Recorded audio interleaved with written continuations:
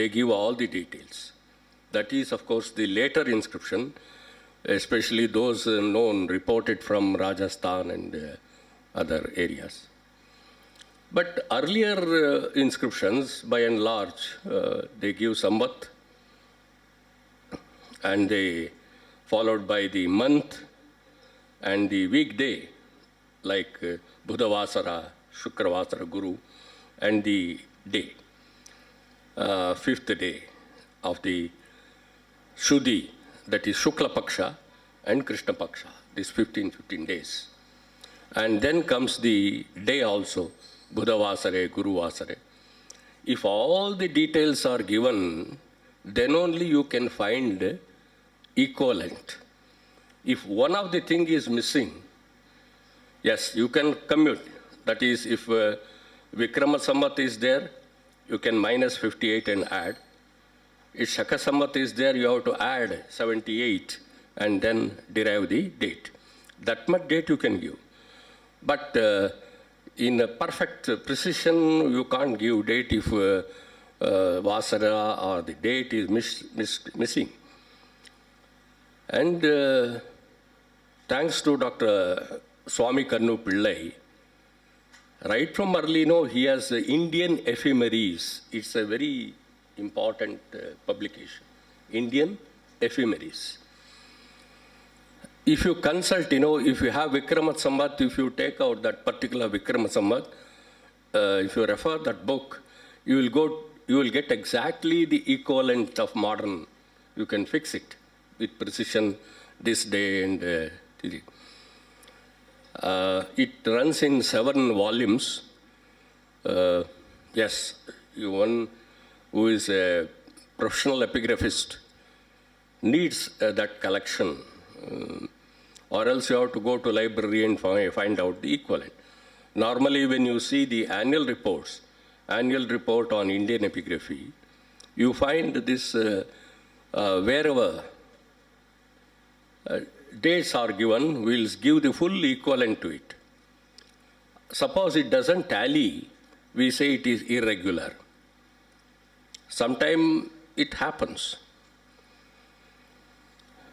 As a rare instance, sometimes you find 2 dates occurring in the same inscription. In the beginning, suppose they started construction of a temple, the beginning date is given, and at the end of the inscription or the date of completion of the temple. Such details also you find a date occurring in 2 or 3, or they want to record some more events which has taken place at certain point of time. The data may be even more. That is rare. Normally you find 1 date. Particularly with that, you can fix the date of the king. Regnalier is very, I did not tell the importance of a date. If you find an early Brahmi inscription with date, your joy knows no bound. You will be thrilled to see, sir, I have a dated inscription, sir. The people will rush and give report and make sensational things if it is dated. But undated, many times, it happens, unfortunately, in the course of excavation, and sometime, normally the beginning portion, when it is damaged, we are bound to lose the date also. Then there are very few records without date also. The intact inscriptions will be there without date also. Then your knowledge of paleography is of extreme importance. So based on that knowledge, yes, sir, this belongs to 3rd century BC. And then, no, sir, this belongs to the Shunga or Kushan, Kshatrapa. So your knowledge of paleography as a tool to date the inscription assumes greater significance, importance when you lose a date.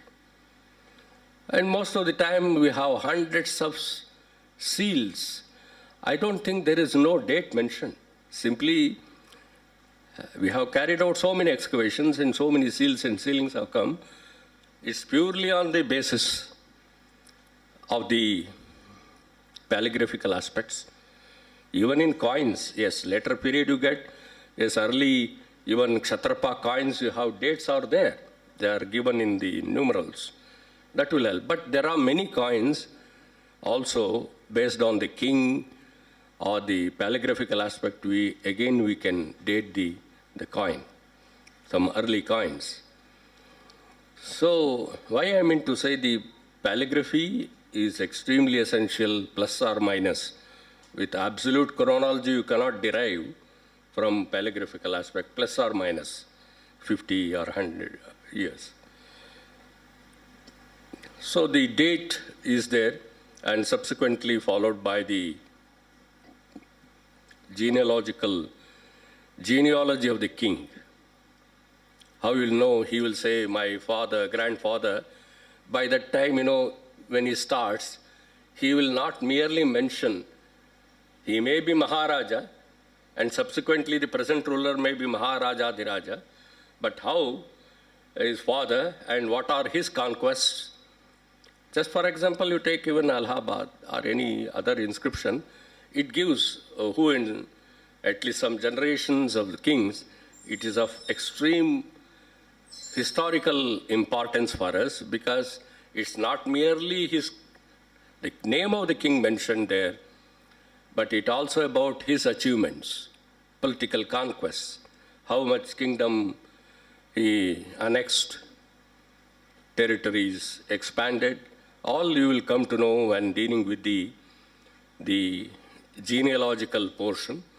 And normally in the beginning he says, whether it belongs to the Surya Vamsha or Soma Vamsha or belong to the other origin, it's all, traced. So after the king, we get it's more or less same. In copperplate grants, you get the Doni, the name of the person whom to the land grant is given. As far as the format is concerned, invariably copper plates are, they are land grants. They are land grants. A stone inscription need not be, though it mentions some village and all. But invariably, all copper plate grants, maybe except few, I don't know, maybe the shift may be something else. So it mentions the name of the donor and the donees and their qualification, what for the grant is given, maybe to carry out the Panchamaha-yajnas, the religious ritual or maintenance. There are so many grant is given for different purposes to maintain themselves. See how a Brahmana can maintain his activities. His is mainly the Adhyayana and Adhyapana. He reads and gives knowledge also. The Shat Karma Niratas, they will be performing all the 6 duties, and mainly the Brahmanas, they read, अध्ययन भी करते हैं और अध्यापन भी करते हैं, दोनों साथ साथ में जाते हैं. इसीलिए to maintain, they keep teaching, and they may be attached to some educational institution also to go and teach. So how for the livelihood, what they will do? So some land will be given, they keep cattle or whatever associated things for day-to-day livelihood. So you find that's why any dynasty you take, land grants specifically gives for some. And yes, instantly it gives. See, that's what for an epigraphist, for an ordinary man, sir, ये तो copper plate है, उसमें क्या है, sir? Only it mentions something. But you have to have a special eye, discerning eye to cull out what is there in the inscription. Otherwise, it is simple record. ये दान पत्र है, कुछ क्या है इसमें? So you have to go deeper, probe deeper into the subject and cull out a lot of historical facts, economic facts, social implications will be there. So all this, you have to make out. You need to be have a special to be an epigraphist, to be an historian, very difficult.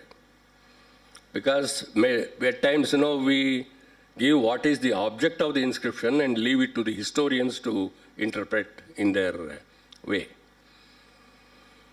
But yes, little bit of history is required to know what are the earlier rulers and their conquests and how you situate the present record.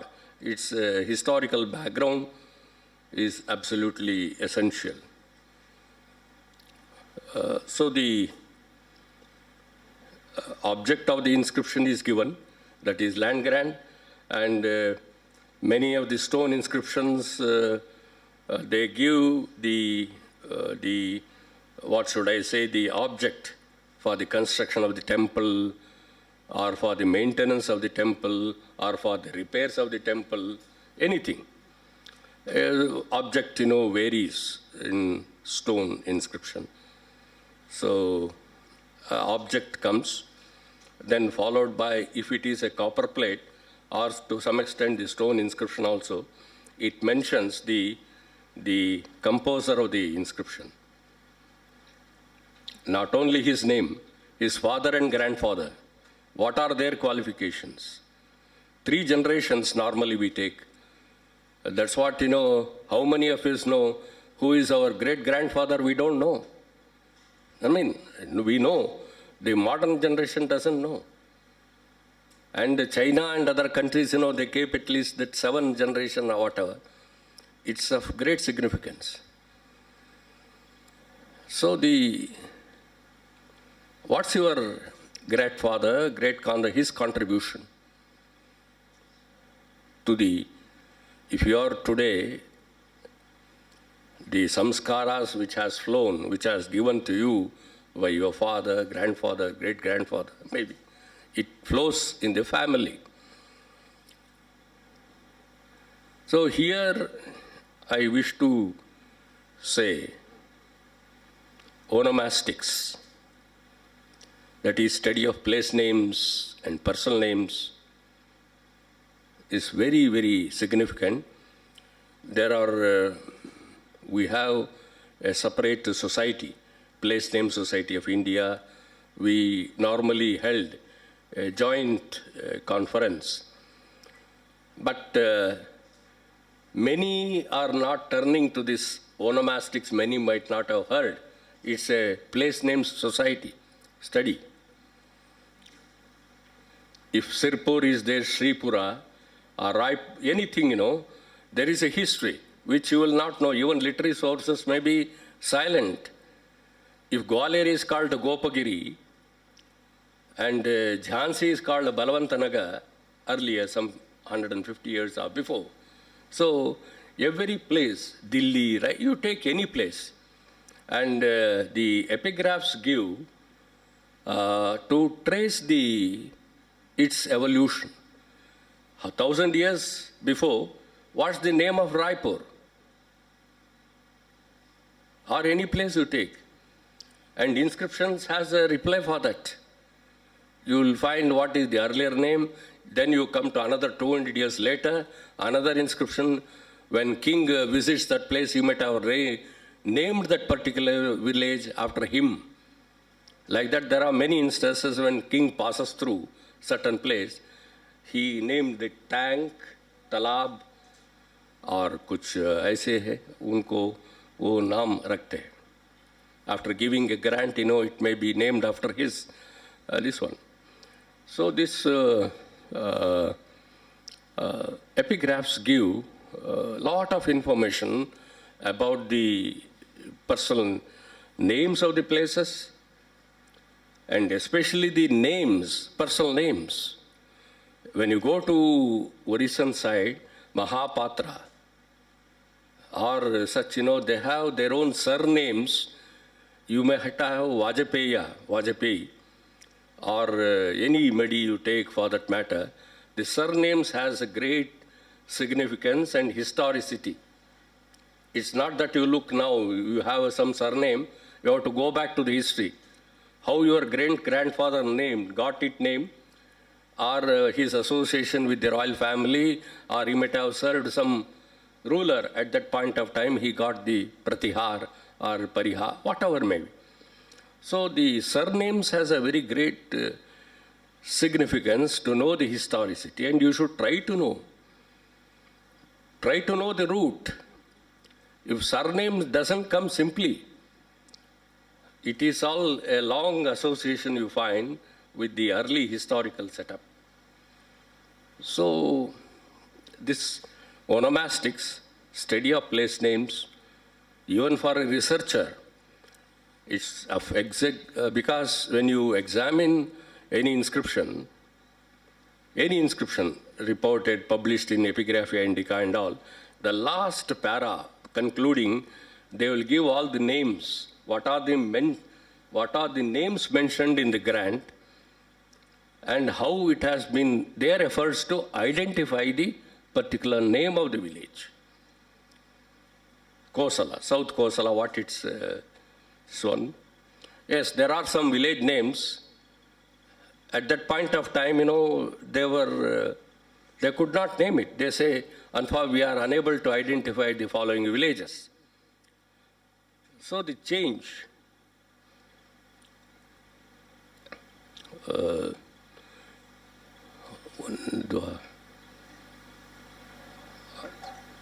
Ashtadwara, one village, I forgot the modern name. Abhana. Huh? Yeah. See, that has its earlier name, Sanskritized name. And course of time, it gets corrupted because the villagers cannot pronounce and it gets changed. So there are many such names, unidentified names in the different publication. That would be a good doctoral work. If you identify, and perhaps it may involve some physical, in situ visit also, field work, to go to that place, consult some traditional old man there, and you have to gather some information and try to connect it with the modern name and the ancient name. And you can either, toponymy, because there are names, connected with hydronyms. If water source is there, they would have named that particular place depending on the water, the hill. So the connection with the geographical. Somewhere if you find all the bushes around, uska alag name rakha hai, bushes. So name, when you have that name, you go to that place, you can try to connect this geographical connection with it. So this is very significant. So this area, students are not able to take up. How many of you would have heard the name onomastics? Nobody knows. They say maybe some pharmaceuticals. A subject like numismatics, one is saying, what is numismatics, sir? He says. That is some medical pharma. So we are not used to certain terms where they don't know. Leave alone the very senior persons I met in one of the online talk, very senior person. They don't know epigraphy. What is that, the meaning and the connotation? Of course, they are from different, maybe chemist or a scientist. But these are certain things, which we should be aware of this thing. Then only you can, when you take up an inscription, I'm telling what is the scope and dimension, depth. You can go and bring out a lot of cultural and social fabric that are hidden in that. So this is the object. And then I was telling about the composer. In a bigger inscription, a writer, a composer, writer, and the engraver. All the three you find mentioned. Yes, imprecations do occur in stone inscription also, but more so in copper plates. Sodattam, Paradattam, Va. Because land grant is that if you see, in the Gupta inscription, you find very few imprecations, 2 or 3. But at the time of 12th century, or with the onslaught of Muslims and their inroads, they multiplied this imprecation to create a fear among the society that they should not take away. If you do that, you will go to hell. You will suffer. So imprecations, why it is created. You should not infringe, take away the land. Otherwise, somebody will confiscate and take away. Imprecations are meant to, it has its own sanctity, wholeness. Nobody should take that. If it is a temple land, land given to a certain temple, yes, it will, they say. So imprecations multiplied along with the passage of the society when there was a little bit of insecurity among the public. Some away may take away. If you don't fence your own site now, tomorrow other person will take away a portion, some part of your land. You will put it somewhere, and periodically you go to that site and see whether the site is intact or not. Because some agencies are such, one day you will find a way to vanish. It will go to someone else. Such things happen. So this creation of imprecations is there. And Mangala Mahashri, and the end, you find Mangala Charana or whatever, Shubhamastu, like that. It ends. So this is in brief about the format of the inscription, with some more additions and differences from copper plate to this one. Yes, the format varies. Again, if it is a hero stone, they highlight that when the king, that person died, and which context. That is, they come directly, they date the inscription, how he died during a cattle raid.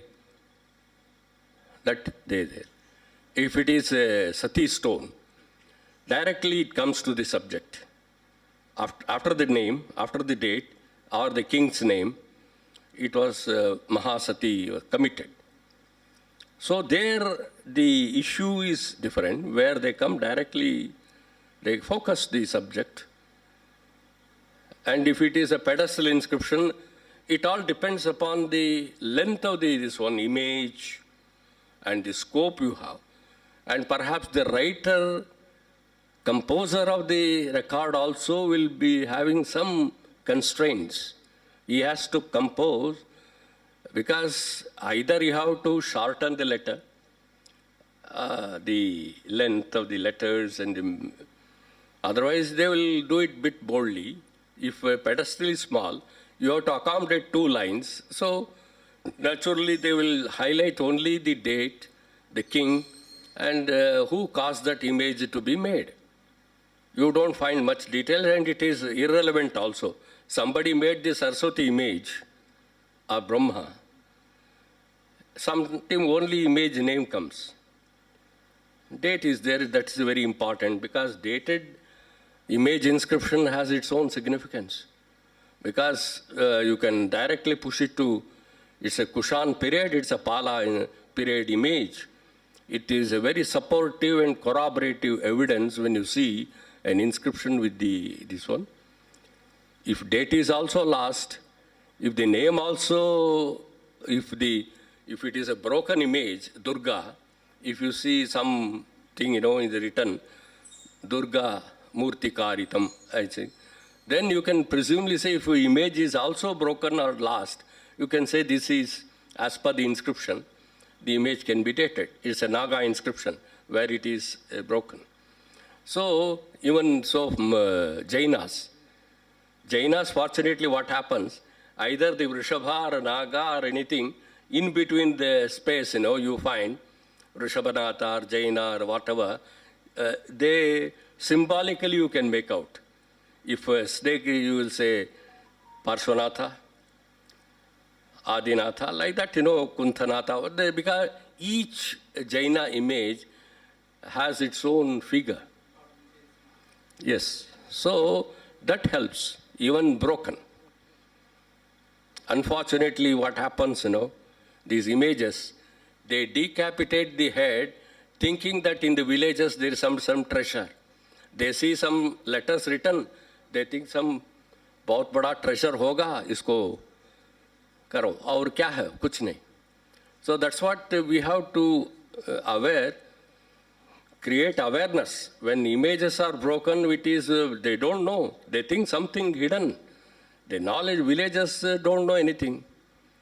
कुछ लिखावट है तो they think it's some treasure always. कुछ copper plate मिले तो कुछ धन मिलेगा अंदर, इसके अंदर. कुछ खोदो, निकालो, सुवर्ण और ये. So, the context they don't know, the historical significance. So this is all with regard to the, because if I keep talking, there are so many connected issues. It's very important, yes. But keeping time and other aspects in view, I will go with the, this is about the format. Yes, forums also I will just briefly tell you, because here itself our Prabhat ji bata rahe the. You can take a look, I think the Kirari wooden, that's a very unique, nowhere in India. I think it's only exceptional case, because since the wood was embedded in the river bank, it could be preserved. It didn't perish. So it's fortunate there are so many dignitaries, officials' names are preserved. I think the whole of India, this is a very prestigious thing, this museum possesses. Nowhere in India you have stone inscription, both hai, but wooden is unique. Similarly, in Shalihundam, you have inscription written on a conch shell. When it is given to a deity, it's in Satavahana period Brahmi inscription है. उसके ऊपर आपका brick inscriptions है, Dashashwamedh. When Dehradun, there is one site, Ashwamedha site, you have many inscriptions. Yerit से बहुत कुछ मिला है. When you go to BHU, they have a museum, they have preserved a huge block where it refers to the bricks that were used for the sacrifice, for the constructing the sacrificial altar. So they engraved whether it is a Vajapaya sacrifice or Ashwamedha or Poundarika, many such is there. So this is one. And then brick you have, stone, and of course many bell. Even bell, jab they donate to the temple, it's also recorded. They write on which they bell. So you can find, other than copper plates are there, even they have used silver, gold plates, like that also to engrave inscriptions. So this you find on a varieties of objects. If I have a PPT, I will try to show the different figures. I don't think I have brought it here. Anyway, that you can see when you go through different publications. But they are on different materials. And coming to the different, the Pratima Shasana, Stamba Shasana, like that, one is the regular stone inscription. When we name the inscription on which it is inscribed also, like Yupa Shasana, Yupas, see that forms a separate class by itself, where the performance, and it's a prototype of the wooden. उस ज़माने में क्या है, वो तो बनाते थे कुछ लकड़ी से. Suppose they have specific wood tree to be cut and used. अश्वमेध के लिए अलग तरीका वो बनाते थे, octagonal. When you closely examine the Ashwamedha coins of Samudragupta, you find how that Yupa is installed and Chashala is flying and the horse is closer. It's one of the best numismatic. I think each gold coin of Gupta's is an artistic piece. What an amount of writing and so on. And Mahendra Aditya, when you go to Lucknow Museum, there is one huge that horse is there, and they have written a shell character inscription, which Professor Mukherjee could successfully read it as Mahendra Aditya, that is Kumar Gupta. So you can compare that horse with the horse that what you find in the Ashwamedha coins. Very hefty, bulky horse, which is similar on the sculptural representation as well as on the coin. So you can make a comparative study how you find in the coins and how it is represented on a sculpture. So these Yupa inscriptions are there, many, at least bordering Rajasthan and Bihar. That is Aryavarta, the nucleus where, why we didn't find in other parts of the country, but it is mostly seen in that at least a dozen Yupa inscriptions are there of very huge. And they have recorded how many Brahmanas were involved, what are the sacrifice, and all the details are given there. So Yupa inscription forms a class by itself. Even in Borneo, you have Yupa inscriptions. So how the tradition has traveled there, the Purnavarman and all, the Borneo Museum has some Yupa inscription, but there is no sacrifice mentioned, but other purpose, but it is included in the category of Yupa. So Nansa Yupa inscription, many are there. You can study. It's very, of course, Professor Chabra has done a detailed research on this, and Altekar and many scholars earlier they have written exceptionally very good article. In fact, it forms one of the chapter in my thesis. I didn't get it published. History of Vedic rituals and practices as gleaned from inscriptions. I thought I would revise it and keep improvements, but that didn't happen even after 2 decades. So now I lost little interest in that. Many are insisting, kam se kam wo to bahar laiye sir, kuch reference ho jayega, अच्छा है. देखता हूँ, I will change the format, and that was my thesis long back. So that's another issue. So these are the format and forms of inscription. आपको तो बता दिया, the Sati stone and hero stone, they also form one category. Especially those hero stones found in Karnataka and Goa are exceptionally of artistic value. Each panel so beautifully depicted, you will be more than the writing of the inscription, you will be attracted to the depiction. How in stages that person will be taken to the heaven by divine damsels, and उसको अलग ही वो तरीके से अलग अलग रूप में वो दिखाया है. So that you find in Karnataka, a very rich area, whereas hero stones are there. Sati stones you find largely in Rajasthan, because that was prominently followed, and they are also, jab basic thing, you can decide. Normally hero stone in the northern Indian context, a person will be seated on a horse, either with some sword or some instrument, this as a how to protect. So once you see this, you can say it's a hero stone. Sati stone कैसे आप पता चलता है? Normally जो extended hands will be shown with a series of bangles. So देखते ही आप पता सकता है ये Sati stone है. So this outer appearance, they made it clear how it should be Sati and hero stone.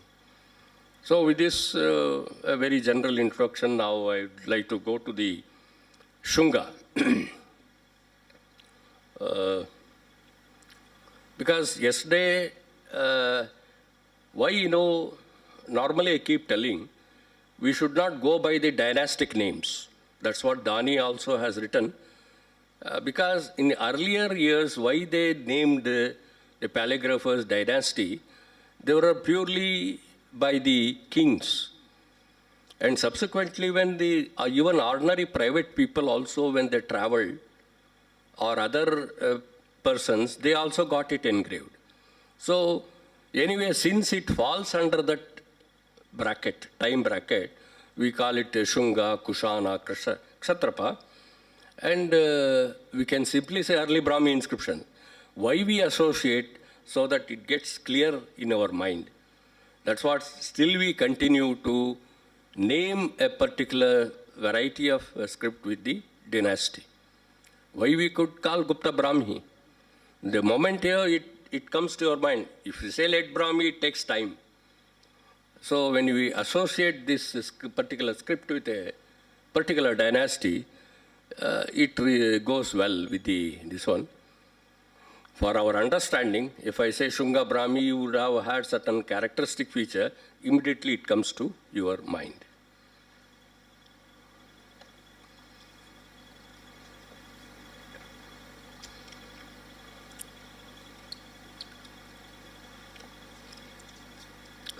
दो मिनट थोड़ा just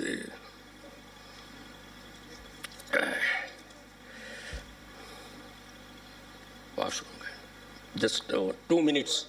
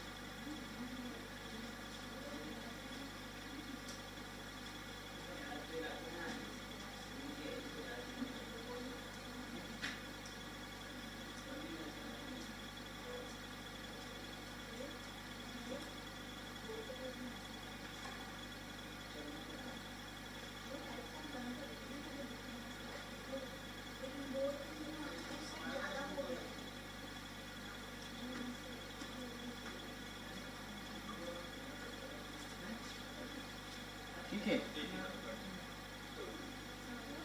ठीक है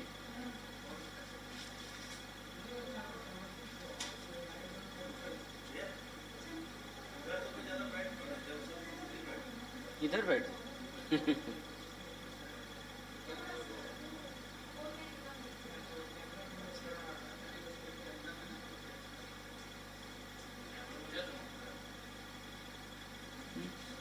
अच्छा.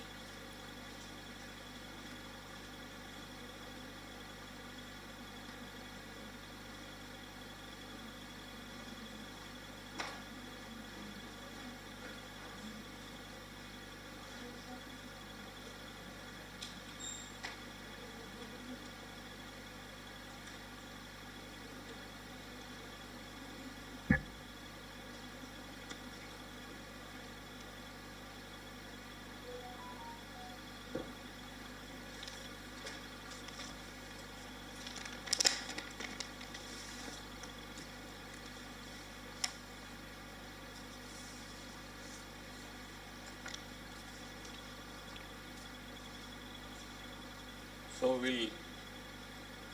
Hello. सुन रहे? Yeah. We'll go with the Shunga calligraphical aspects. So, first in the direction we have learnt about the Ashokan, and now we will proceed to the Shunga inscriptions, the calligraphical aspects of Shunga. So by and large, we don't have a long inscriptions, except that Heliodorus also we try to place it in Shungan phase, except one, the Barhut, we have a large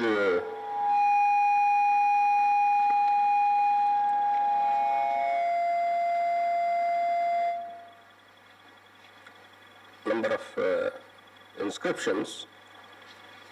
As I was mentioning, to learn the early phase, the Brahmi, we need to practice, that is Corpus Inscriptionum Indicarum, Volume 2, Part 2. Part 1 deals with the Kharoshti.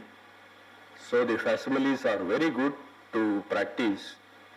So that gives a fairly good idea about the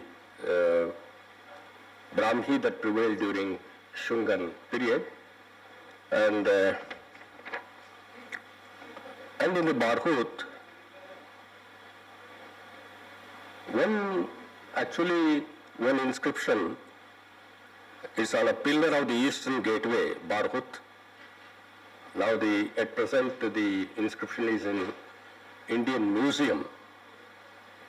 It mentions Sunganam Raye, because nowhere we have the word Shunga occurring, though we try to name. And this Sunganam Raye, Rayo, Gagi Putasa. Gargi is a metronymic, like Vasisti Putra or Gargi Putra, that's there. Gagi Putasa, Visadevasa, Pautena, Gagi Putasa, Agara Jusa Putena, Vachi Putena, Dhanabhutina Karitam Toranam. What did he prepared? He got caused a Torana to be constructed. Silakam Tocha Upanam. This is the Prakrit phase with a slight movement towards the Sanskrit. When you Sanskritize the same text, Shunganam Rajye Rajyaha Gargi Putrasya Vishwadevasya Pautrena Gauti Putrasya Angaradyute Putrena Vatsi Putrena Dhanabhutina Karitam Toranam Shila Karmantaha Cha Utpannaha. This earlier I gave the text in the Prakrit form and you Sanskritize. Especially everyone should have a copy book. The Select Inscriptions by D.C. Sarkar. It's in 2 volumes. First volume deals from 3rd century BC to 6th Gupta or little post-Gupta. And the second volume covers from 7th to 12th century. So that's very essential, at least when you see, in the Prakrit inscription, many of the Ashokan rock edicts which are in, that all in Prakrit, he has given Sanskrit text, Sarkar. So those who can understand Sanskrit can easily understand what is written in Prakrit. All Prakrit inscriptions he has given the Sanskrit version. Similarly, the another publication, Uttankita Vidyaranya Trust, that is Kanchi, that Maha sage, during when he was there, he had a vision that to bring all the Prakrit and Sanskrit inscriptions found not only in India and beyond, in different volumes. So there also, the earlier volume, you find the Prakrit and Sanskrit version. I think that series are still on, Rashtrakuta. They have taken time-wise. I think maybe 9, 10, 11 volumes may be there, but they are with a beautiful introduction. At least all select. It is not all, but they have selected very few, very good inscriptions from all Sanskrit inscriptions.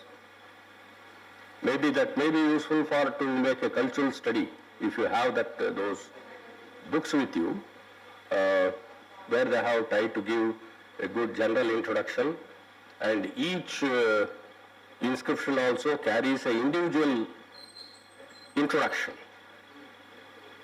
So it will be good reference work. I think all should have a copy of those publication. Whether PDF there or not, I don't know. Many they may restrict it because of sales. So that is, these two are very important. So I have given out the Shunga text.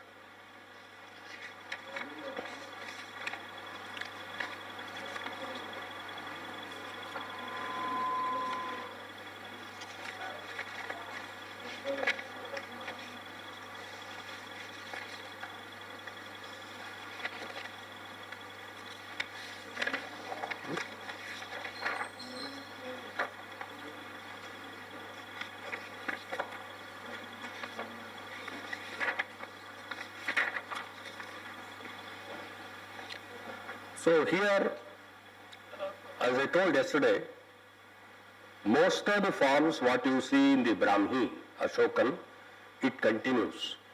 And I have tried to highlight what are the differences here. So I am not, henceforth I am not going into all the details, so it would be difficult to cover. And these are things which I have picked up from Shivaram Murthy and other books where limited number of inscriptions were available at that point of time. In fact, I also need to update this. Due to some reasons, I have not updated it. So, whatever further we are dealing, only the importance will be highlighted, where the difference arises. Otherwise, the same form which you find during the Maurya, it continues. So again, the major difference what you see in the Shunga, the vertical stroke is there, and the upper arm you see it is angular. It is formed like this, and with an interval space in between, they try to draw one more stroke cursive like this. Yeah. So this you find in most of the Bharhuti inscription also. And there is no specific reason why there is a departure, slight change in this. And whereas in the other vowel sign, next, they retain the same form. The cursive form like this and extending a stroke. So this is A,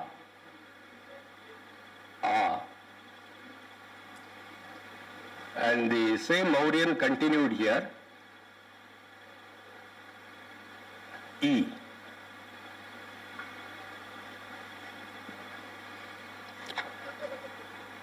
I gave the length E is not available, still it is in the Prakrit phase only, so the length E is not here in this particular context. But I try to give yesterday the full picture, how vowels should be there with all. And U is same, one stroke, and here they try to little shorten the stroke. The vertical stroke will be longer and this horizontal stroke little less, not like Mauryan. They try to lessen it, but this will be a feature, further feature to be seen in Kshatrapa or Kushan. So little less the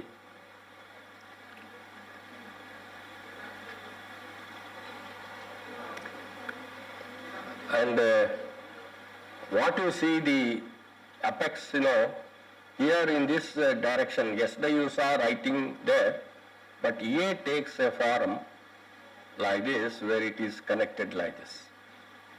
Or I will put it again here. One stroke, another stroke, and then connecting like this. So A.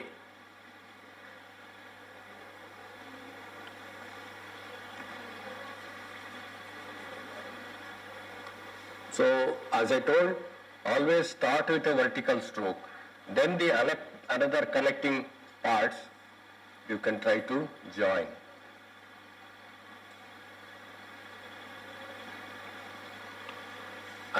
Other vowels I am not giving here, it is one and the same. Because these charts were prepared at the time when, based on the inscriptions available. It's not that every vowel forms, is available in every context. It may not be there.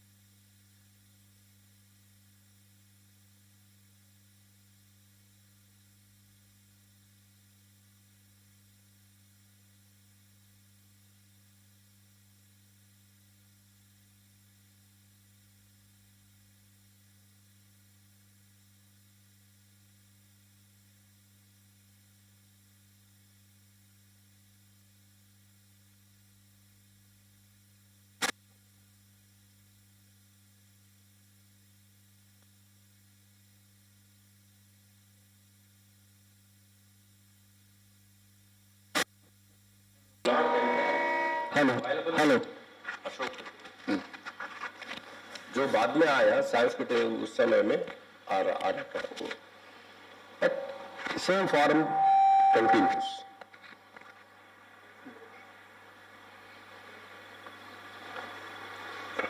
So the यहाँ जो का लिखा है मौर्यन में we were straight away it intersects exactly in the center.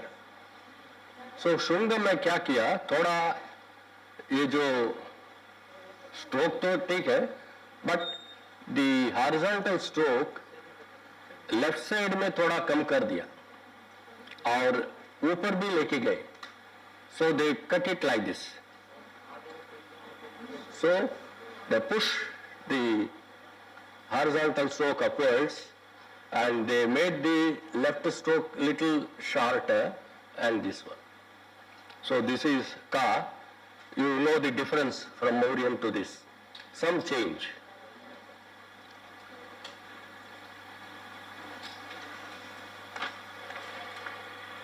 खा वही रहेगा same.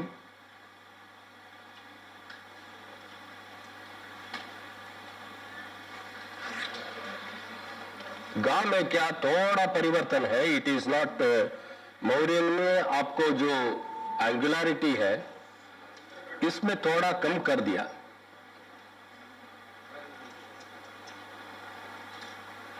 Not fully cursive but little cursive. So ऐसा है, थोड़ा एंगुलर भी कर दे, थोड़ा ऐसा गा.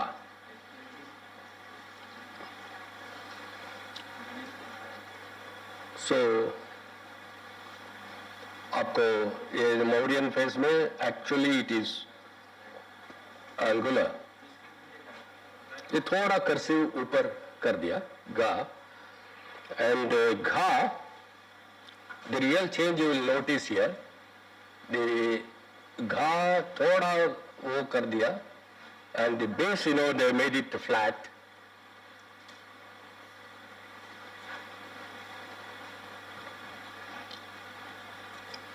So अशोकन में पूरा इरेगुलर था just, but here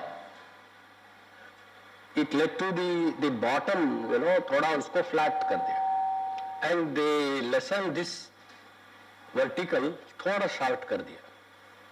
so the basic feature in Shunga, there is a tendency which will be seen more prominently in Kshatrapa and Kushan. The changes what we see more prominently, it started appearing in a smaller way in the Shunga period. अब समझ लिया ना आपको.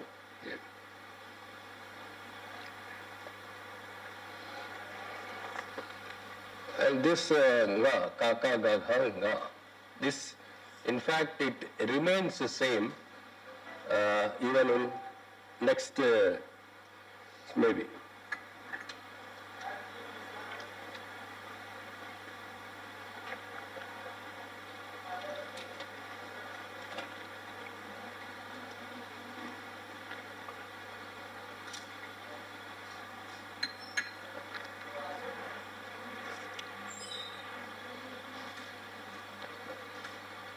This normally anga, vanga, kalinga, when you use, this nga.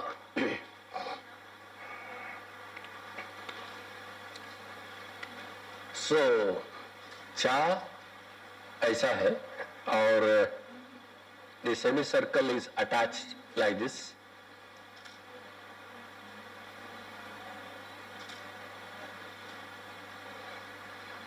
And cha in one stroke they form, that is they continued and took one turn connected like this. But in Mauryan में आप जो देखते हैं ना, ये तो one stroke they attached two semicircles first like this and then, but here that stroke goes in one form. एक ही इसमें देखिए इस तरफ ये कनेक्ट करके ऐसा है, इस one stroke.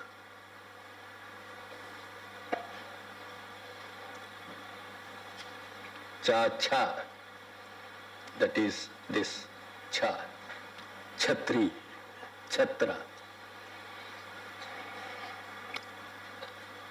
Ja, earlier it was cursive, but here it becomes angular and the middle stroke is shorter.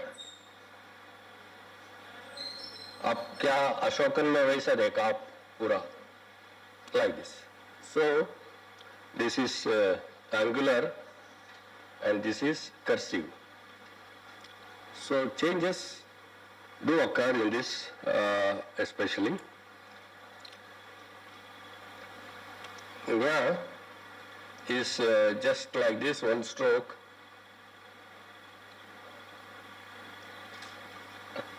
Two strokes like this.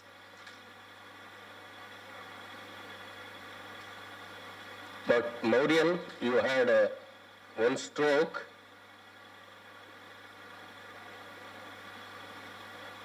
So this extension is not there. So in the Shunga, this is the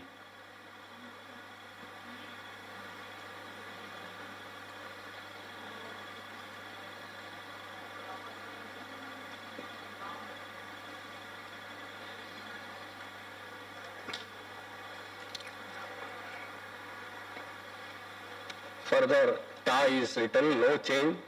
Just I was mentioning, ta, tha, tha, इसमें कुछ परिवर्तन नहीं till Gupta period. So right from 3rd century BC to 4th, or they retain the same form, or with a slight modification later. And tha is same.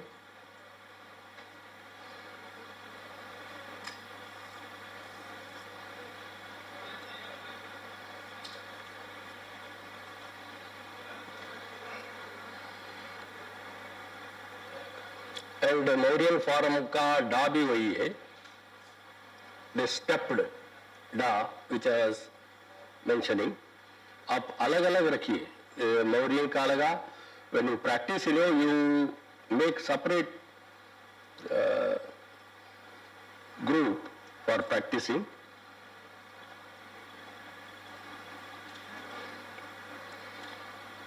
And this also same with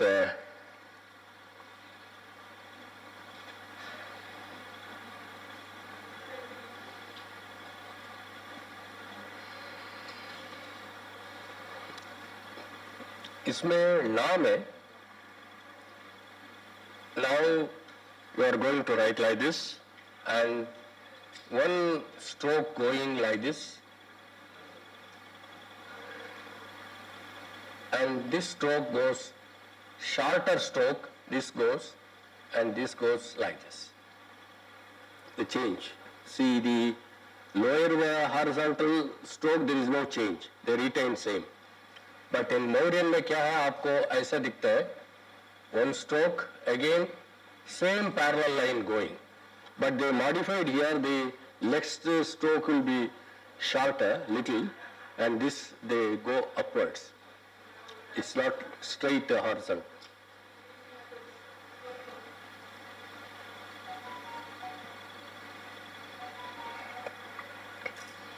And ta also same. The Mauryan ta, that is a short stroke with inverted V, or whatever comfortable you can. Ta, tha, ta. Tha is same. One stroke with a center dot. I mean,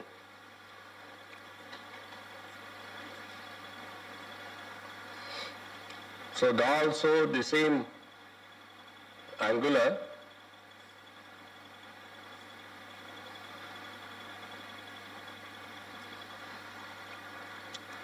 Dha also same. That is Roman D. Ta, tha, da, dha, na.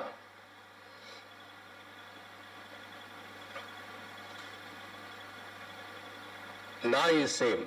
That is one stroke, again horizontal stroke. No change, just like Mauryan.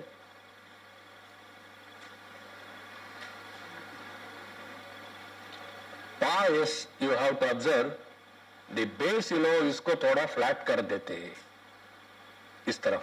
Earlier Mauryan Brahmi, just like a hook, it is cursive. But here they try to flatten this bottom ऐसे थोड़ा ऐसा करके no, this stroke is not there fa में आता है, but it's just like this stroke,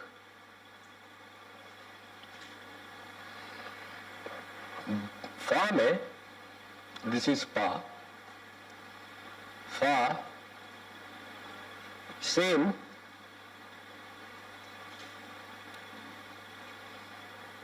earlier Mauryan used to write like this. So जो lower उसको flat कर रहे हैं, and this becomes very regular feature in the Kushan and Kshatrapa and later period. Ba is same squarish ba.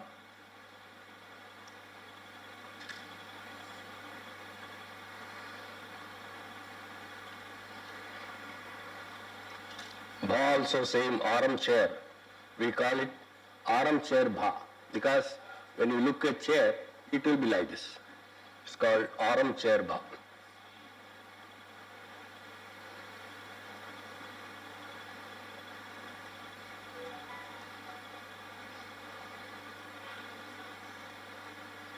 Simply for understanding, bha.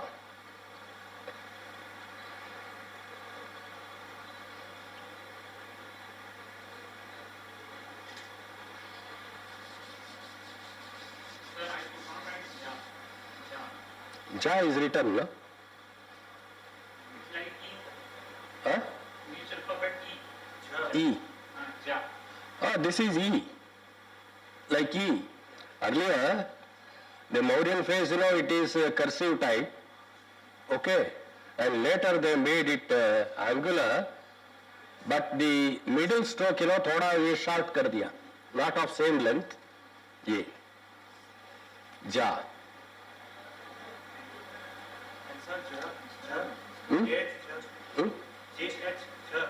Jha से ये ना वही same है.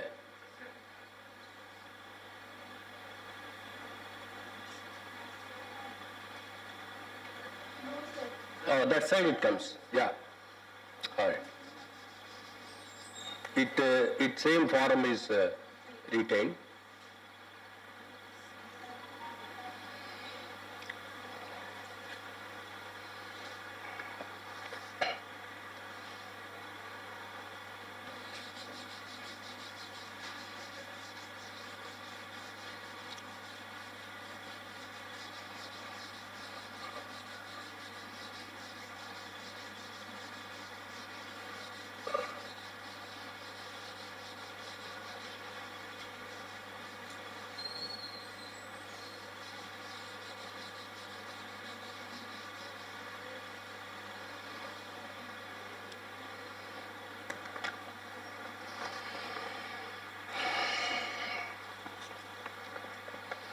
Ma you get in both the forms. That is this is the Mauryan, like Tarain symbol, Ma, and this angular also you find like this, connecting this stroke like this, Ma. So this becomes a regular feature in Kushan, Kshatrapa, but you find this variety also both in Shunga inscription also.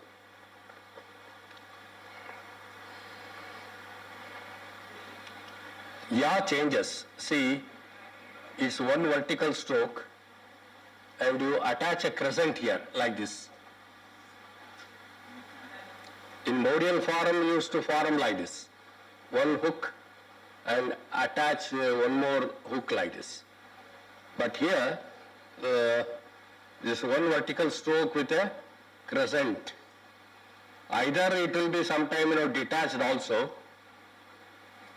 It's not necessarily connected. Some inscription you find the little space.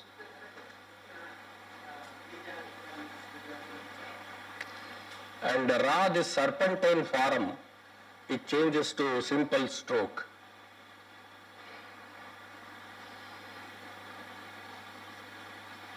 Of course, this also continues when you see, especially as a subscript, when you see in that Heliodorus inscription.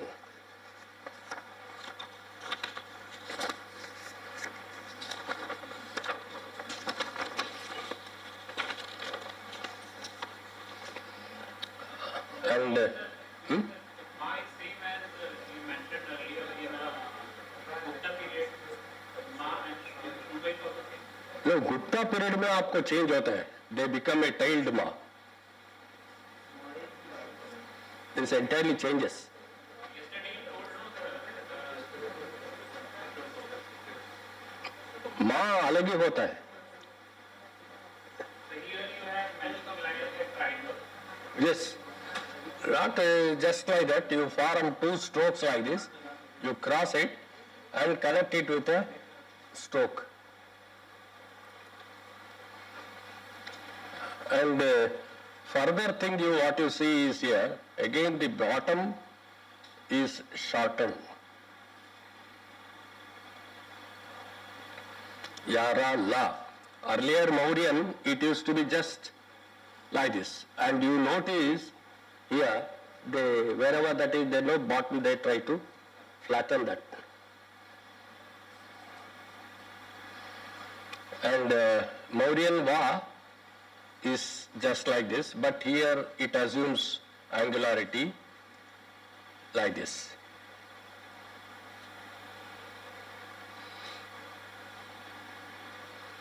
So this is Shunga Va. So just one stroke, attach as an appendix one triangle.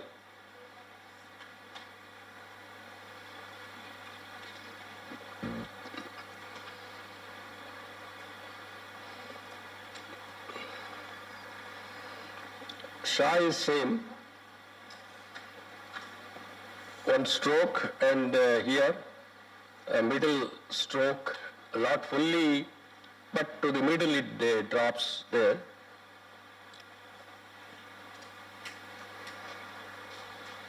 And this Shanmukha Sha also continues in the same fashion, where you write like Pa or something and connect it with another curve like this.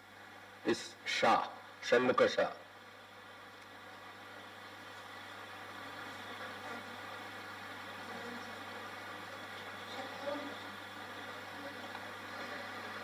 And Sa is same, but it is same dental Sa, but to some extent it will not be too long, the stroke as you see in Mauryan, but they try to curtail the length.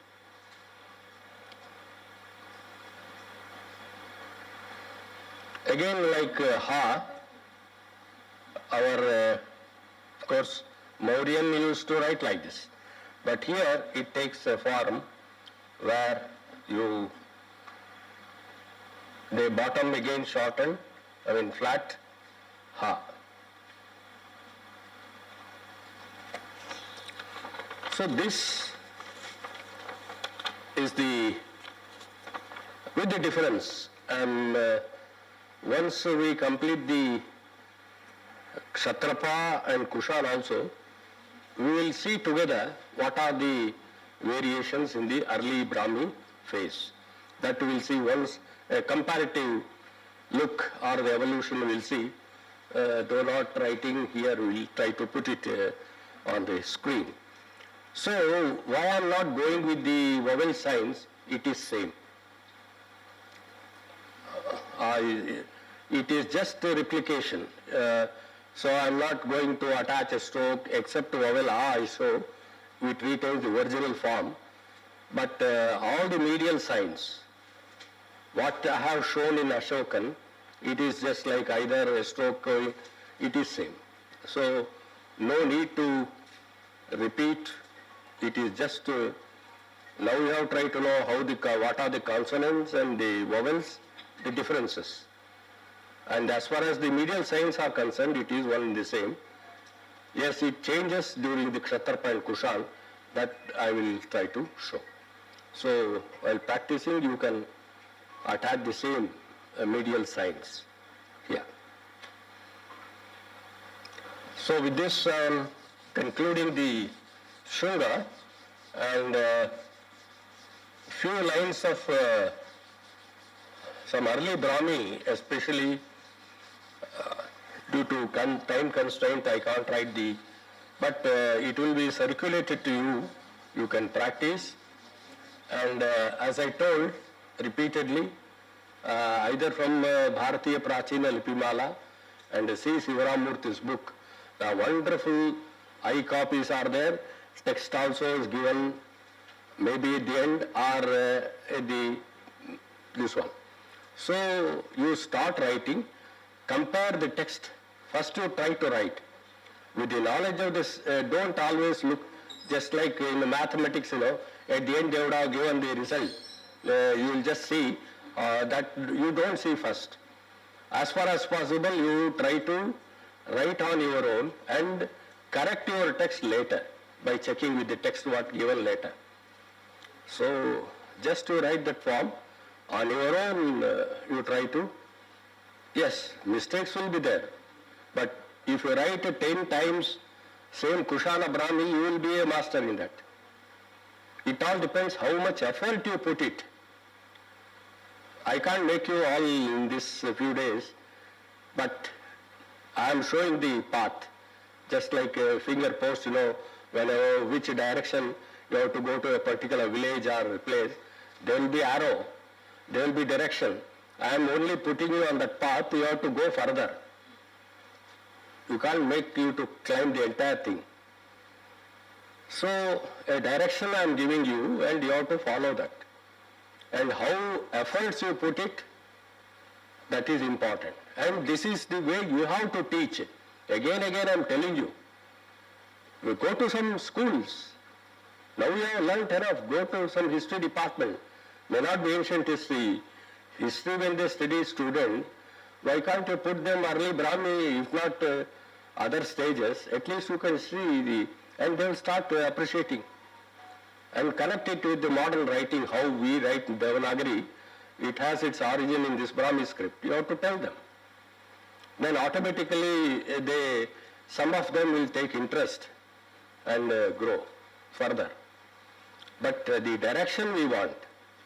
Now many of the departments, they don't have a professional person to handle, so they are unable to fix them in a proper direction.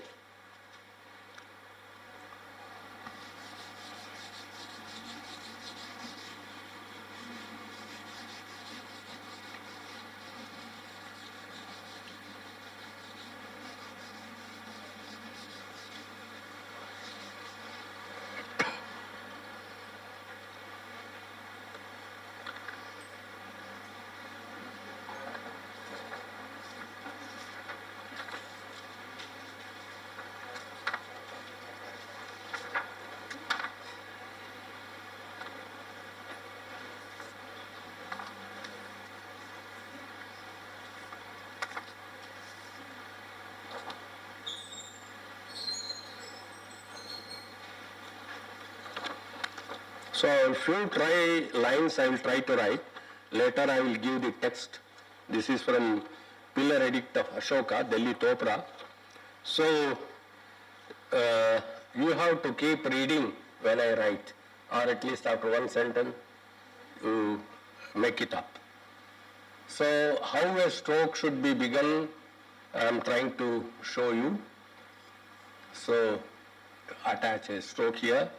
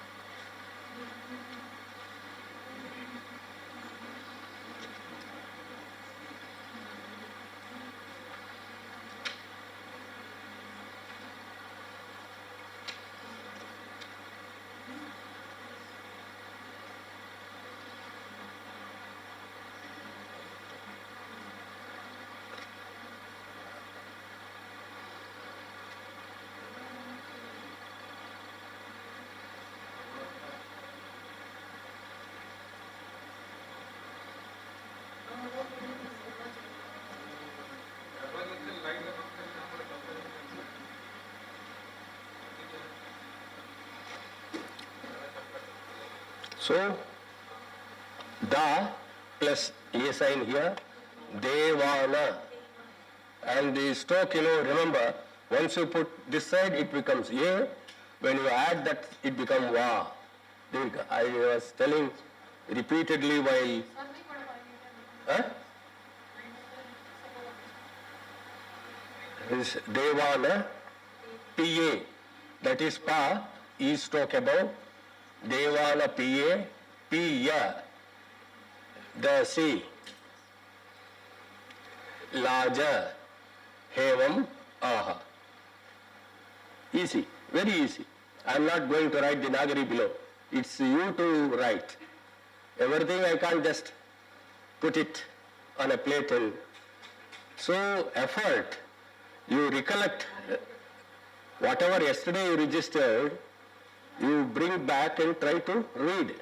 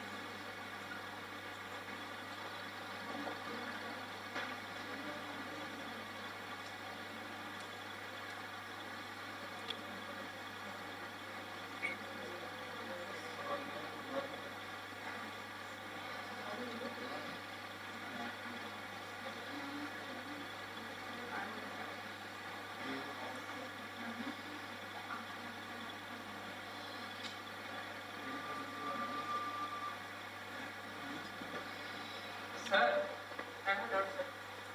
Sir modern time पे जब लिखा जाता था तो दो शब्दों के बीच में स्पेस नहीं डालते थे डालते थे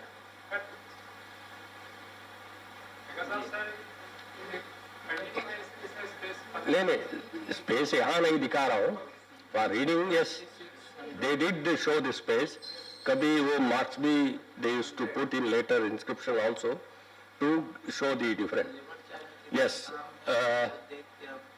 if you know the Prakrit, you can pause it properly and try to read each.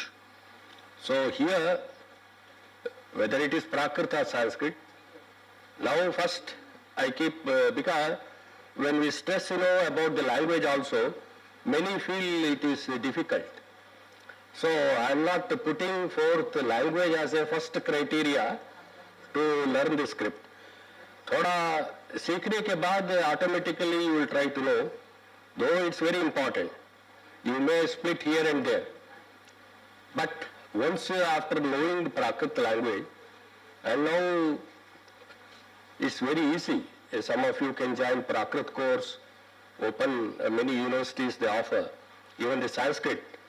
So if you try to join, maybe another 6 months you can try to know both this one. So space may इधर नहीं दिखा रहा हूं सो सड विंशति सडू this is सा डा plus ऊ sign सडू sometime they attach here but it is shown here this is as per the record visati that is va one stroke here v another stroke above visati v dirgha visati vasabhi षड्विंशति varsha when you Sanskritize. That's what I told. When you see the select inscription, you find first the Prakrit version followed by Sanskrit. So Sanskrit you would have listened many times and you would have said as a second language or sometime. Prakrit I don't think no school level we don't have that. But at least Sanskrit, even now I say it is a universal Indian main, we should try to revive Sanskrit. It was a pan-Indian language. If somebody says, I wish Sanskrit should be again restored to its earlier days, where everyone can understand. It should be a common lingua franca everywhere. as a national language. Sadvi sati vasa abhi. Abhi means abhishiktena. Abhisitena. Abhishiktena. Sanskrit. This is bha plus e sign here. Site. Sa plus e sign. Ta plus a sign here. Ma. Iyam. Here is anuswara. Iyam.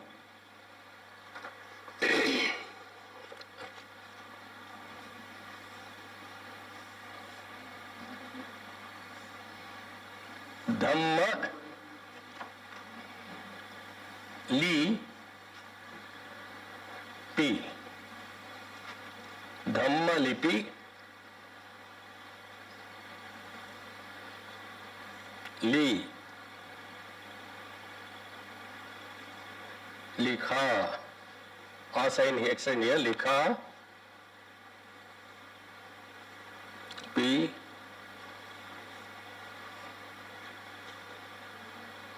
te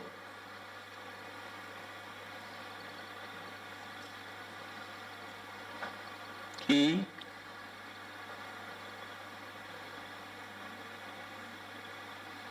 the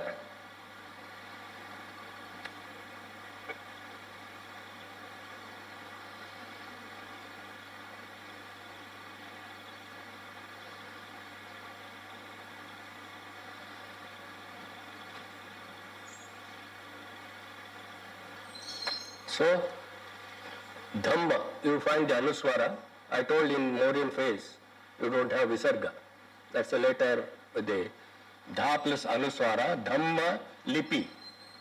La plus E sign here, Pa plus E. Dhamma lipi, Likha pita. La plus, and you see here A sign, Likha. E sign, Likha pita. Hida. Idam here. Hidata palate.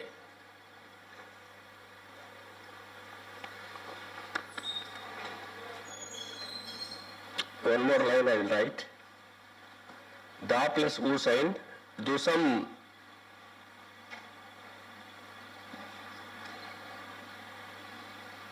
This is Pa.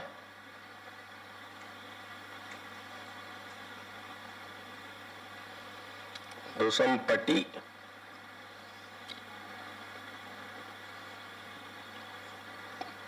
Pada.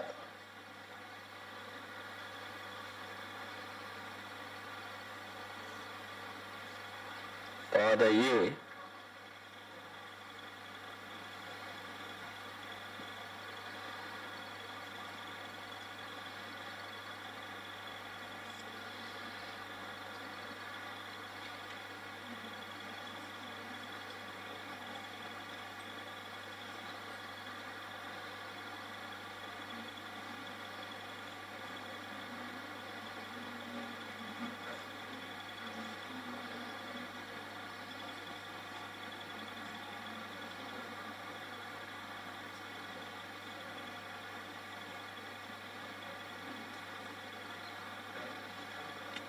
So, you have to closely follow how the strokes are also formed.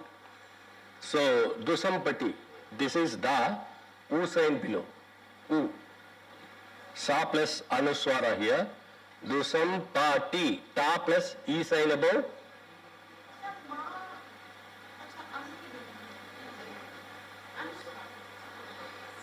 Dusampati, Pa, length, Padaye.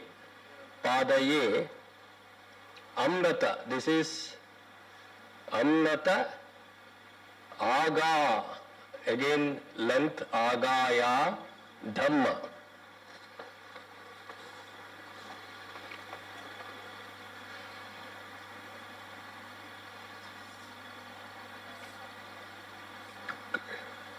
Kama,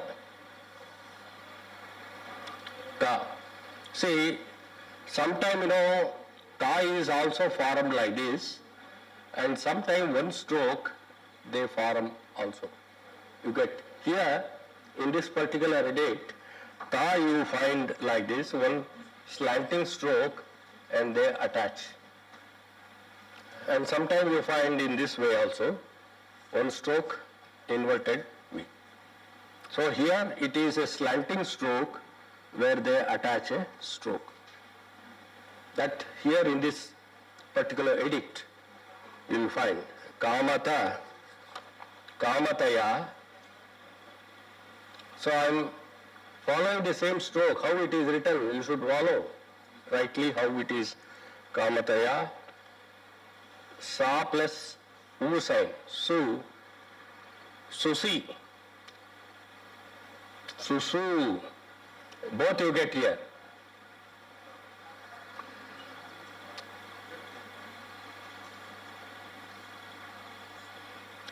What is this? Susu, Shushrusha. What we say Sanskrit, Shushrusha. Kamataya, Sususa, Shushrusha. The one stroke, another length is there. Sususa, ya.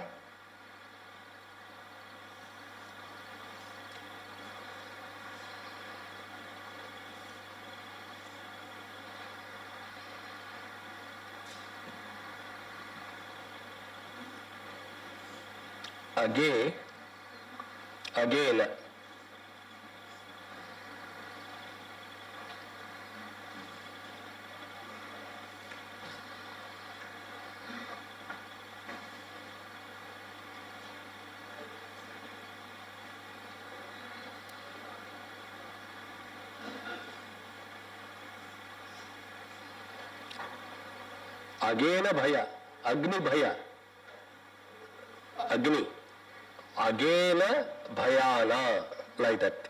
So, the remaining text I will pass it on, including some early, because if I keep writing the entire, yes, this is the main workshop I told to bring you to the practical side. Yes, you can understand the import of the inscription later. But the strokes, how to form, this is very important. The significance of the edicts, what they convey, what is the historical background, all you can try to read and understand. But this is essential to bring you to the practical side of the decipherment. That again and again, this will be our effort in the remaining few days also. You may ask, sir, tell me the import of the inscription, what the Dhamma is. That is another session. We can't go to those aspects. But this, since, most of the time, I have seen in the curriculum also, the list I have seen many times, the historical importance of Allahabad, Rudradaman, they have a set of few dozen inscriptions they give. They read. So the students are not drawn to the practical side there. The paleographical aspects are less and less. Yes, to some extent, they will be drawn up to the early Brahmi or Ashokan. When they go to the next phase, this is my past experience, when it comes to Gupta and all, it's difficult. Like Maitrakas of Vallabhi, there are many little difficult scripts, their ends. Sir, हम तो early Brahmi तो Ashokan तक आ गया, आगे नहीं जा सकते. So this you have to take forward. That's not an end itself. Ashokan Bam many right. But with that knowledge, what are the minute changes? Evolutionary process, it's very important, significant, that I am trying to highlight. More than the offline, see certain aspects, why I am not favorable for the online. The paleographical aspects, many things, miss. They will be seen somewhere, looking at, now many are on there, they know. But I insist face-to-face interaction with the candidates. Now suddenly she has some doubt, she will ask me then and there, how the question and session can go tomorrow or day after tomorrow.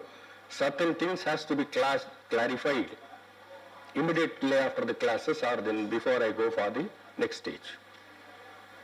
So this is my main idea of taking to various places. Even I had even the Circle SC of the Jabalpur, once he intends to have in that Amarkantak, that university. So I want to visit Jabalpur and take that.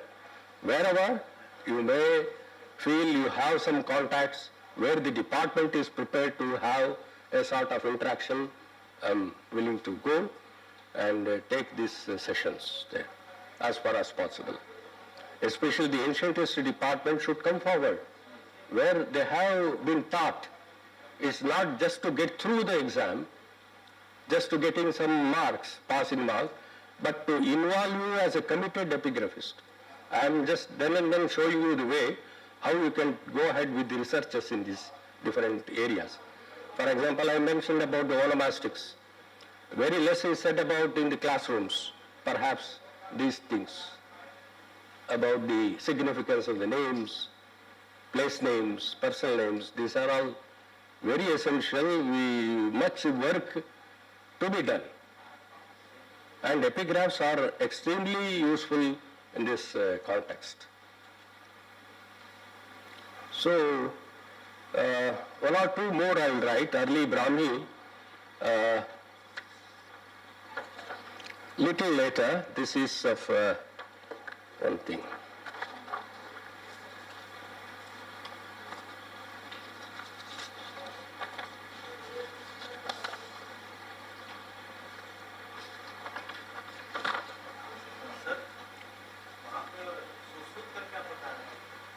Sususaya.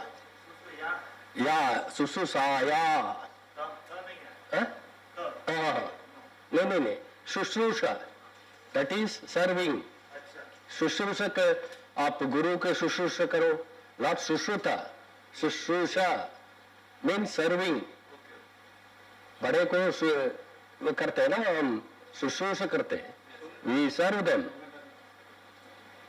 Shushrusha. Sususaye, that is Shushrusha.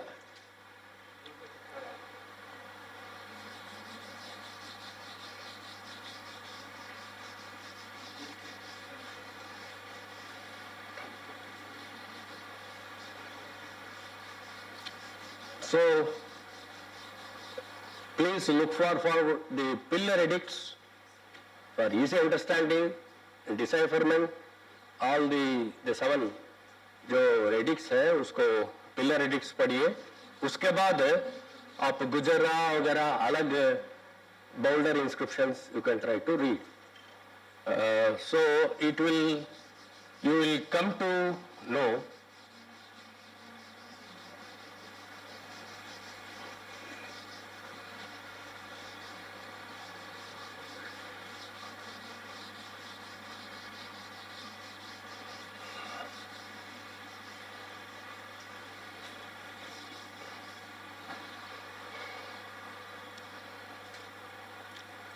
because I can understand the benefit you derive here, seeing practically.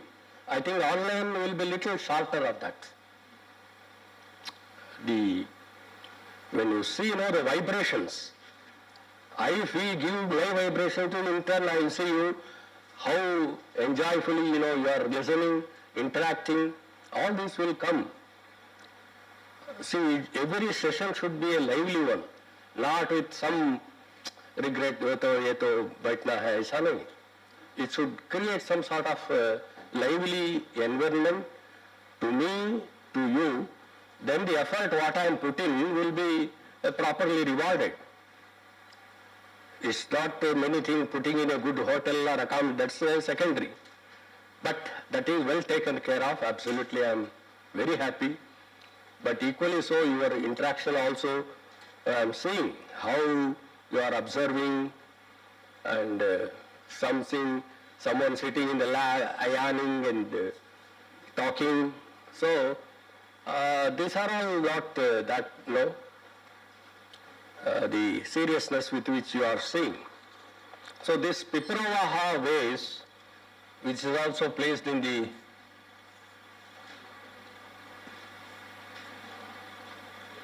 Piprahva.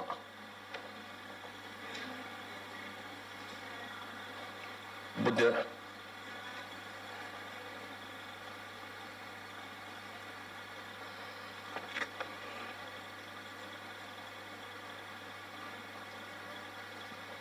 inscription. So this is very short, we can say, of same early. I want to show other than the Ashokan. This is Sa plus U sign.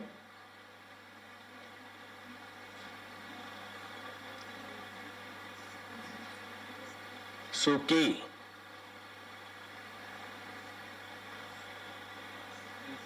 Sukiti. Bha.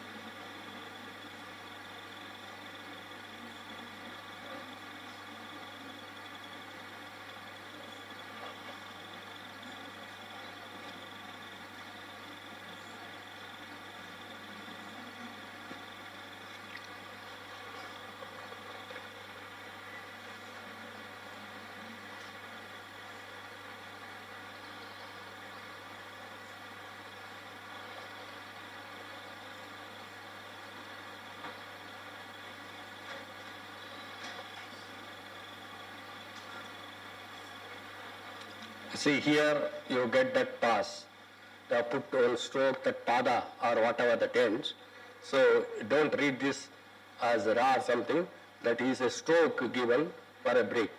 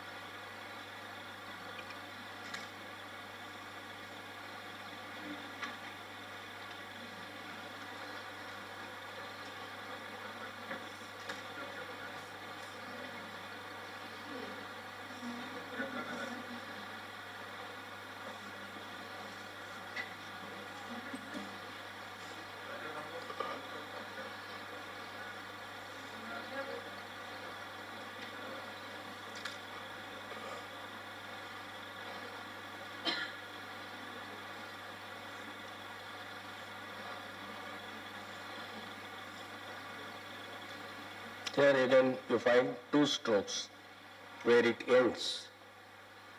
So this very small, but which is also taken to the 3rd century BC, where you get Sukiti. Sukiti Bhatinam. Sabhagini Kanam. Saputa. Saputa Dalanam. Here one stroke. Iyam. Sorry, here one stroke. Iyam. Salila. That is Sharira. Iyam Salila Nidhane. Sharir Nidhane. Buddhasa. Buddha. Buddhasa. Bhagavate. Bhagavate. Sakyanam. Shakyanam. Bhagavate Shakyanam. So, Sukiti, that is Sa plus U sign here, Ka plus E se Sukiti, Bhatinam, Sabhagi Nikanam, Saputa Dalanam, Iyam Salila Nidhena, Buddhasa, Bhagavate Saki Yanam, Shakyanam. So, this I have chosen. Very brief. Of course, this is not available either in Shivaram Murti or this one. Many Mahasthan, many are not there.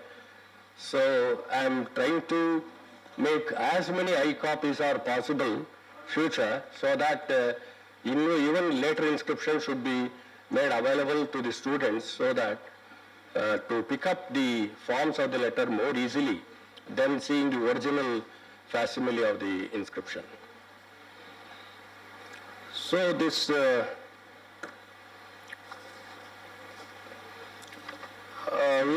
two lines we'll see, 2-3 lines, and this Besnagar pillar inscription also. So later I can move to the Kushan or Kshatrapa. This you have written?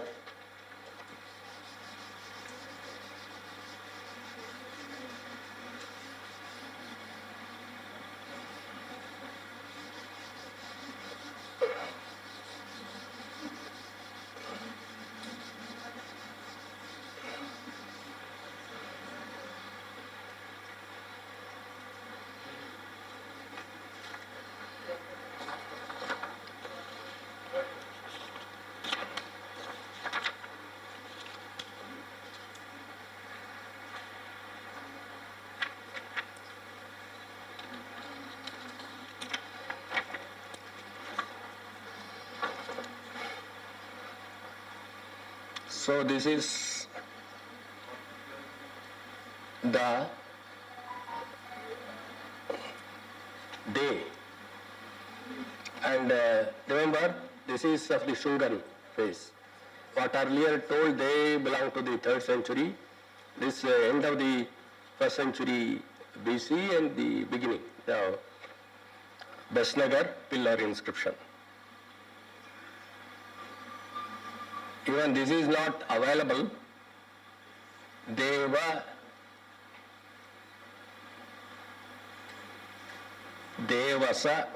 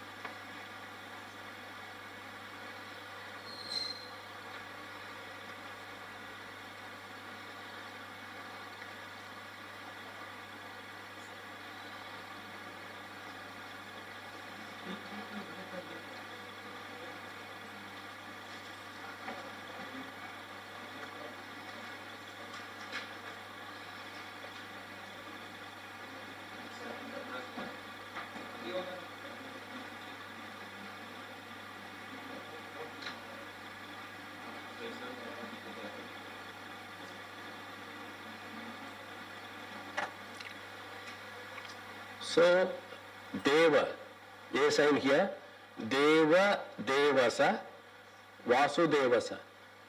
Here Va Dirgha, again below Umatra, Vasu, Devasa. And this is Ga, serpentine Ra, with Umatra, Garuda. Sir, you have written two different forms of here is the triangle, there is a different body of the Which one? Sir, the second alphabet and the 5th alphabet. Yeah. Population, sir, that is No, this is of Shunga. That's what I told. No, this is Va of the Shungan phase, and this is of the Mauryan. Now we are coming to the Shunga. why is it that both are appearing in the same script? Why the both forms of Va are appearing in the same script? Yes. Even sometimes you find 2, 3, this. See, in the transition phase, what happens, they cannot go to the, when Kushan you won't get. So this is a transition phase, whether from Prakrit to Sanskrit or even the letter. When they copy certain factors from the Mauryan, they retain certain things. And we have to be true to the inscription, what it is there. Yes, the reason is, you find the varieties. And this is a transitory phase, where they have to retain some Mauryan form and make some changes also. See, that too you find, especially when there is a changeover in the system of writing. This is a very, even I had noticed this.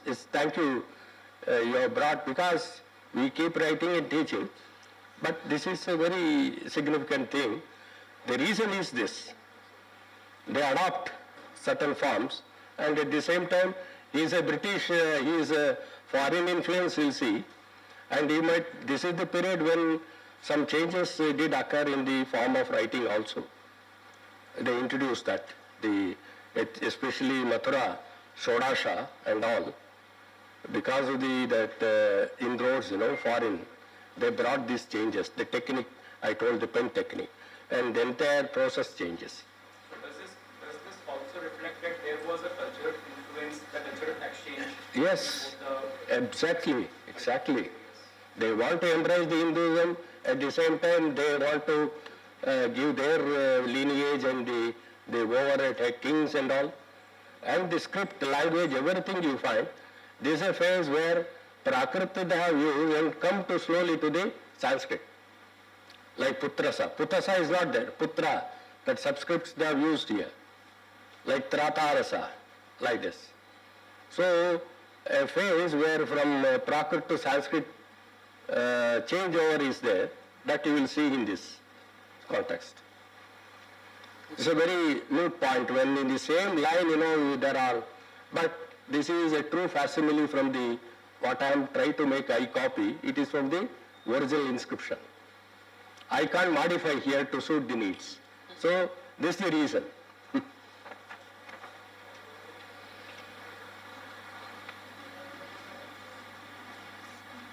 Karitam, Karito. This is ta, te, again to, Karito. Ia.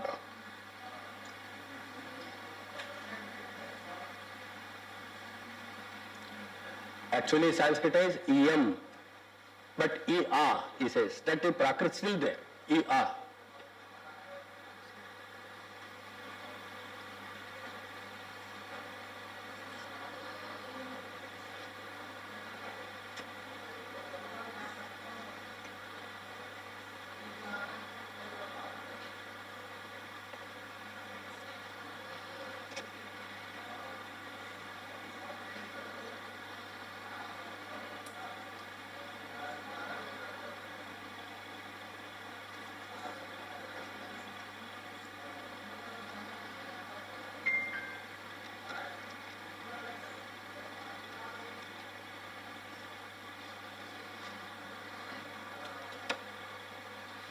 So, Karito, length, E sign, A and O, Karito, Ea, Heliodarena, He, Heliodorus. This is Ha plus A sign, La plus E sign, U, vowel U, initial U.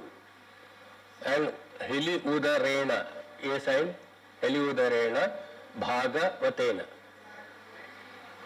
Again, they have used the same here. Bhagavatena, that is, still it is, they continue, Bhagavatena, Diyasaputena.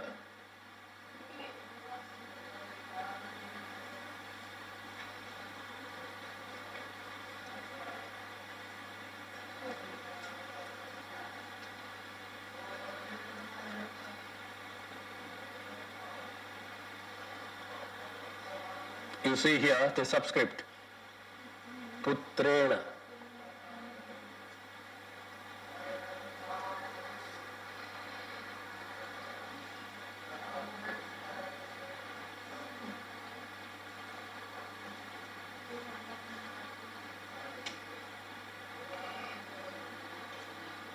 That is conjunct, Takha, Takshashila, bracket Takhashila, Takha.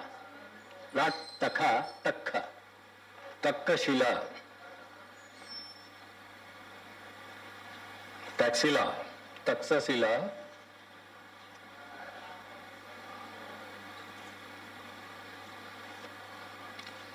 Takshashila Kena.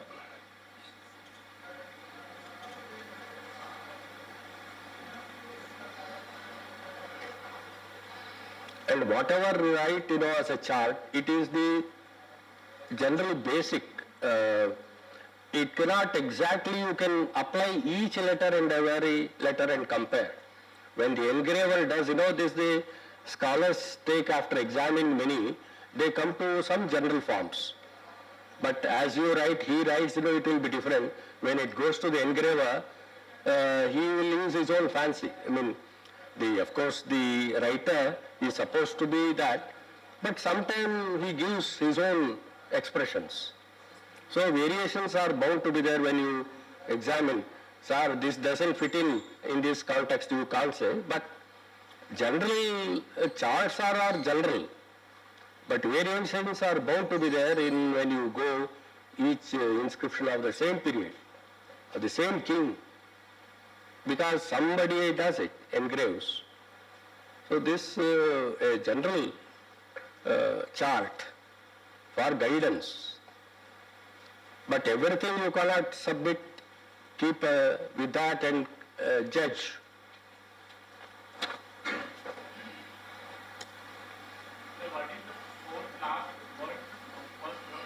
Here, Fourth last word.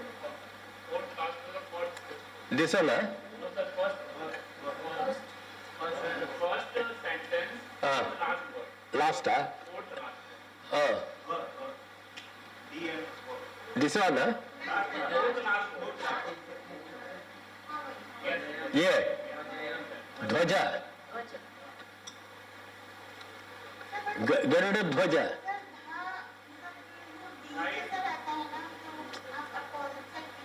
वही बता रहा था ऐसी this is a transition, you can't take this one after see the charts they have prepared after seeing Bharhut, and this is they fix it also to the Shunga, but you find many of the early Mauryan forms also in this. So when you compare, there is bound to be changes are there. So this is Garuda Dhwaja, Garuda Dha plus Va, Garuda Dhwaja Ayam.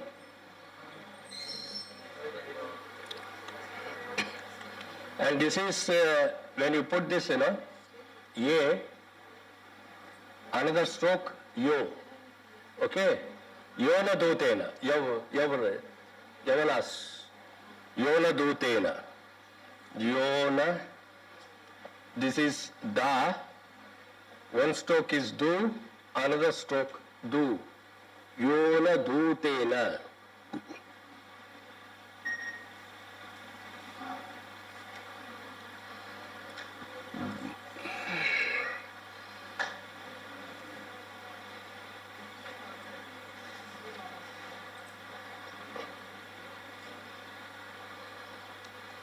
Yona Dutena Agatena.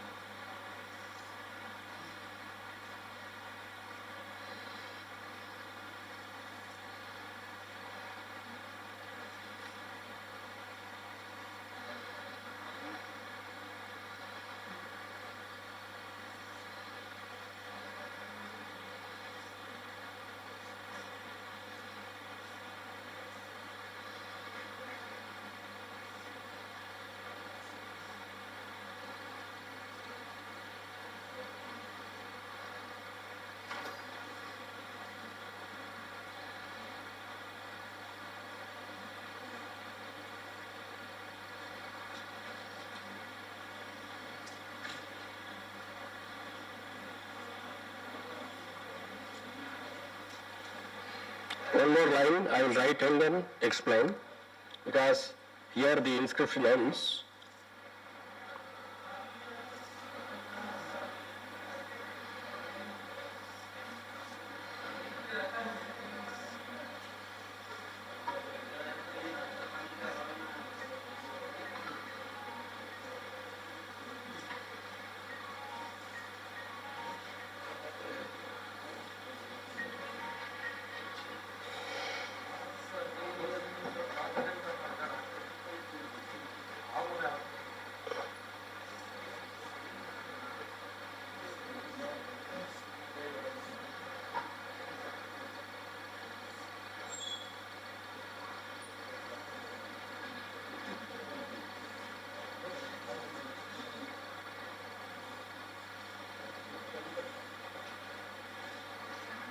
So this the entire inscription. So continue that Kasi Putrasa. Kasi. Ka plus dirgha. Kasi again stroke. Kasi Putrasa. Kasi Kasi Putrasa. Bhagabhadrasa. This is Bha, Dra again, subscript. Da plus Ra, Dra. Bhagabhadrasa, Tratarasa. This is Ta plus Tra. Tratarasa. Tratarasa. Vasena, Varsha. That is Vasena Chatu. Chatudasena. Vasena Chatudashena, that is 14th regnal year. Chatudashena Rajena. Vardhamanasa. Vadha, see here Da, of course, it has reversed, it has gone. Again you find the Ma here, same. Vadha, again Va, this form is there. If you see this, Vadha Manasa. So, this is a phase where you have the Prakrit used along with this one. So I will give this text also and one or two more of the. So as and when a particular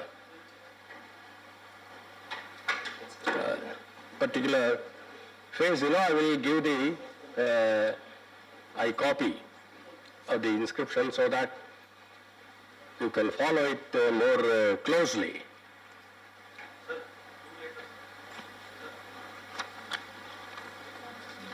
Sir, 2 letters. Second row पे fourth, fifth में Helio क्या लिखा है? 1, 2, 3, 4. Heli. Second row. Last है? Last है sixth है? Heli Udarena. Udara. वो है. हाँ.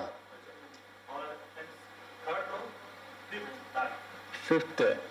Last fifth है? 1, 2, 3, 4, 5. Takha. Takshashila. I told you, no? This is, that is,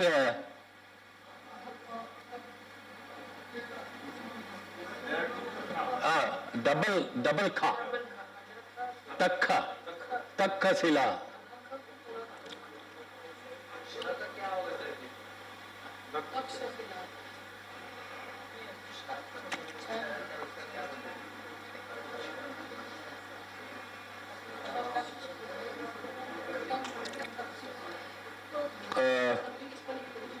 Now, perhaps another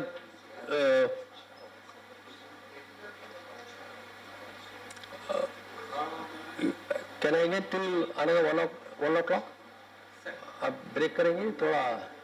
3:30 start करेंगे सर. अभी योगा का. Okay. Yeah. So now they will break for the yoga sessions and then 3:30. 3:30 will again some general aspect connected with the language and the script. I have showed you briefly. Before I take up the Kushan, I would like to go with some general introduction about the script and language that will be taken up in the afternoon session. So, he will summarize and he will tell some more announcements connected with this workshop. Thank you. बहुत बहुत धन्यवाद sir. और प्राचीन अभिलेख और पुरालिपि की कार्यशाला की ये जो यात्रा है, इसमें हमने कल ब्राह्मी लेटर्स के फॉर्मेशन के बारे में पढ़ा और आज हम आगे बढ़ते हुए उसके नेक्स्ट डेवलपमेंटल जो फेज है शुंग, उसके बारे में जान रहे थे. और हमारे साथ जो ऑनलाइन और ऑफलाइन फ्रेंड्स जुड़े हुए हैं, आप सबको बताना चाहेंगे कि जो एक जनरल क्वेरीज आ रही है, देखिए लेटर्स जो है वो अशोकन पीरियड में फर्मली इस्टेब्लिश हो गए थे। अब आपको ये देखना है कि एंगुलर से कर्सिव, कर्सिव से एंगुलर, पीरियड वाइज जो डेवलपमेंट हो रहा है उसमें क्या नए एडवांसमेंट हो रहे हैं, उनको ध्यान में रखकर चलना होगा। और बहुत संक्षेप में मैंने सर के उद्बोधन को आपको समराइज करना चाहूँगा कि खास करके जो अभिलेख हैं, अभिलेखों की प्रकार और किस प्रकार के अभिलेखों से क्या जानकारियां हमको हासिल हो रही हैं। प्रस्तर लेख हैं तो प्रस्तर लेख मूल रूप से राजनीतिक प्रकृति के होते हैं, प्रशस्तियां होती हैं, राजाओं की शौर्य गाथाएं होती हैं, उपलब्धियां होती हैं, और उनके द्वारा जो लोक कल्याण के कार्य कराए जाते थे, निर्माण कार्य कराए जाते थे, मंदिरों की स्थापना, तड़ागों की स्थापना, जीर्णोद्धार, इनका मुख्य रूप से अभिलेखन होता था। और ताम्रपत्र बेसिकली दान पत्र होते थे, और दान पत्र अपने आप में संक्षिप्त होते हुए भी सूचनाओं के अपार उसमें संभावना होती है। तो उन सब चीज़ों को भी हमको ध्यान में रखना चाहिए। इसके साथ ही यूप स्तंभ, प्रतिमा लेख, सती लेख, हीरो स्टोन जिसको योद्धा प्रतिमाएं कहते हैं, इनमें भी जो अभिलेख होते हैं वो मेमोरियल इंस्क्रिप्शंस होते हैं, इनको भी हमको ध्यान में रखना चाहिए। तो ये बहुत ही प्रकार की, विभिन्न प्रकार की जो गहरी जानकारी है हमको रविशंकर सर के माध्यम से यहाँ पे जानने को, सीखने को मिल रहा है। इसके लिए रविशंकर सर का हम बहुत बहुत धन्यवाद ज्ञापन करते हैं और आप सभी को बधाई देते हैं। इतना अच्छा अवसर आपके सामने उपस्थित हुआ है। और जैसा कि सर ने बताया, 3:30 बजे से हम फिर से सेकंड सेशन के लिए यहाँ उपस्थित होंगे। और मैं आग्रह करूँगा कि सर अब हम दर्शक दीर्घा में बैठें और थोड़ा योगासन का डिमॉन्स्ट्रेशन यहाँ पे हम देखेंगे। Thank you sir.